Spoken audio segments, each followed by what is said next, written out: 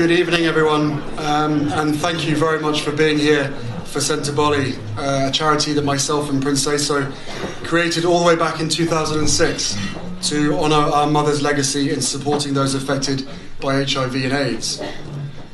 Before I begin, I must say that I can only imagine what you may have heard or perhaps read over the past few weeks. So, I want you to hear the truth from me, as much as I can share, not as a prince or a duke, but as Harry, the same person that many of you have watched grow up over the last 35 years, but now with a clearer perspective. The UK is my home, and a place that I love. That will never change. I've grown up feeling supported from so many of you, and I watched as you welcomed Meghan with open arms, as you saw me find the love and happiness that I'd hoped for all my life. Finally, the second son of Diana got hitched. Hooray. I also know that you've come to know me well enough over all these years to trust that the woman I chose as my wife upholds the same values as I do. And she does. And she's the same woman I fell in love with. We both do everything we can to fly the flag and carry out our roles for this country with pride. Once Meghan and I were married, we were excited, we were hopeful, and we were here to serve. For those reasons, it brings me great sadness that it has come to this.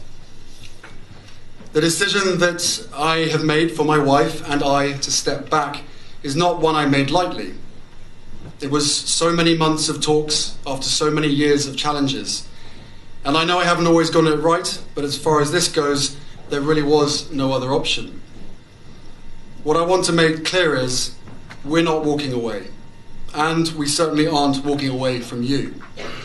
Our hope was to continue serving the Queen, the Commonwealth, and my military associations, but without public funding. Unfortunately, that wasn't possible. I've accepted this, knowing that it doesn't change who I am or how committed I am. But I hope that helps you understand what it had come to, that I would step my family back from all I have ever known, to take a step forward into what I hope can be a more peaceful life. I was born into this life, and it is a great honour to serve my country and the Queen.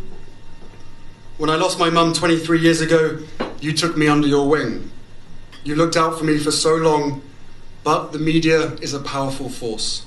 And my hope is one day our collective support for each other can be more powerful, because this is so much bigger than just us. It has been our privilege to serve you, and we will continue to lead a life of service. So in that respect, nothing changes.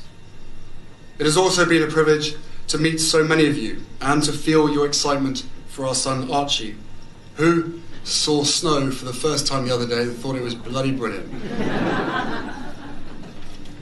I will always have the utmost respect for my grandmother, my Commander-in-Chief, and I am incredibly grateful to her and the rest of my family for the support they have shown Meghan and I over the last few months. I will continue to be the same man who holds his country dear and dedicates his life to supporting the causes, charities and military communities that are so important to me. Together, you have given me an education about living. And this role has taught me more about what is right and just than I could ever have imagined. We are taking a leap of faith, so thank you for giving me the courage to take this next step. So,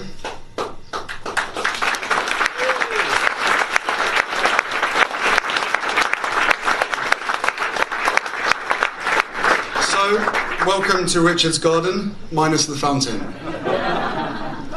First, may I echo Johnny's words earlier and thank in particular Patricia and Richard and all the teams involved in making tonight so very special and such a success, at least so far.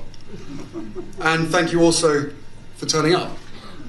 I'm sure Lewis was the draw factor, but I know you will all be leaving tonight with a better understanding of what we're trying to achieve at Sentebale, and that's what really matters to us. I first visited Lesotho many years ago, back in 2004, and was shown around by my dear friend Prince Seeiso, who sadly can't join us this evening.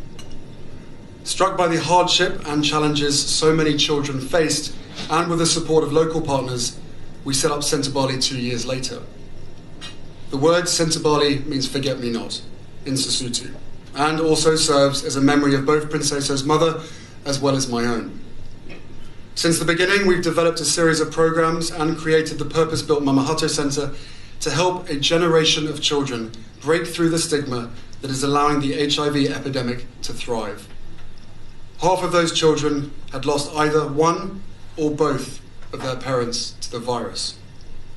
But today, through our networks of clubs, camps and programs across both Lesotho and Botswana, we help children and young adults to learn that they can go on to live happy and productive lives despite being HIV positive.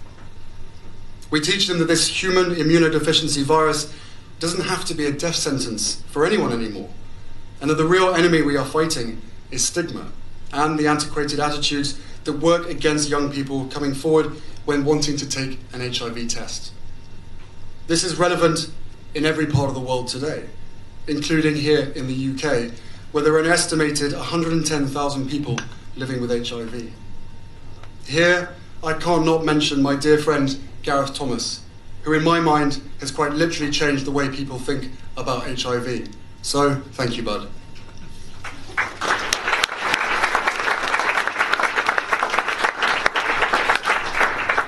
By being here tonight, every one of you are helping to fight that stigma and helping a generation of children and young adults to becoming the generation that ends it. My work and commitment for this charity that I founded 14 years ago will never falter. And I and all those at Centre Bali, be it here in London, Lesotho or Botswana, will continue the work to make real, long-lasting impact for all those that have been left vulnerable. There's a lot to do, but it's only possible by working together and receiving support from people like yourselves, and like Lewis Capaldi, who has generously flown here directly from Malaysia via Dubai, taking tonight out as a detour on his way to the Grammys in Los Angeles, where he's nominated for Best Song. Lewis, thank you for taking the time out of your busy schedule to be with us this evening. We are all incredibly grateful. Ladies and gentlemen, I give you Lewis Capaldi.